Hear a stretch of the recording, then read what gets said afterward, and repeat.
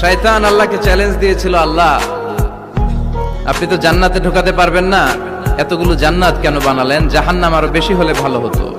আল্লাহ বললেন কেন?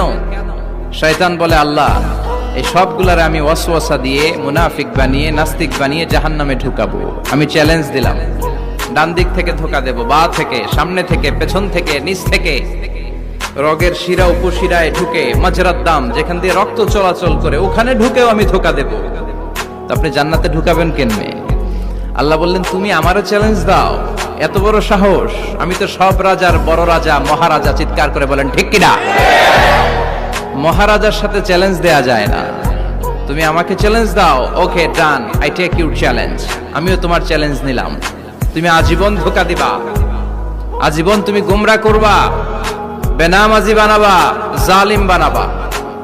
কিন্তু আমার বান্দা কোনো তাফসীরুল কোরআনের মাহফিলে এসে, কোন এক ওয়াক্তের নামাজে মসজিদে ঢুকে, অথবা মাঝরাতে ঘুম ভেঙে গেলে তাহাজ্জুদের জায়নামাজে চোখের পানি ছেড়ে যখন ক্ষমা চাইবে, আমি সব গুনাহ মাফ করে দেব, তুই কি করবি?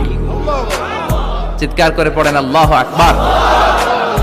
এজন্য ভুল নাই এমন কোন মানুষ নাই। ভুল হয়নি শুধু নবীদের, এজন্য তারা মাসুম। আহলুস সুন্নাহ ওয়াল জামাআর ইতিকাদ হচ্ছে নবীদের কোনো ভুল নাই, ঠিক কিনা?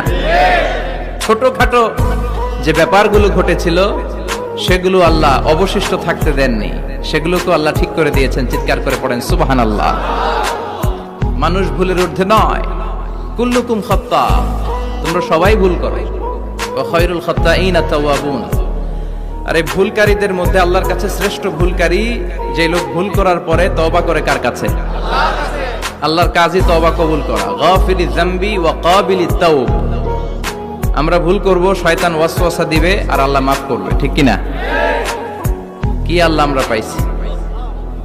উনি মাফ করার জন্য বসে থাকে 24/7। সপ্তাহের 7 দিন, মাসের 30 দিন, দিনের 24 ঘন্টা তিনি বসে থাকেন, কখন আমার বান্দা চোখের পানি ছেড়ে আমার কাছে ক্ষমা চায় আর আমি আল্লাহ ক্ষমা করে দেব।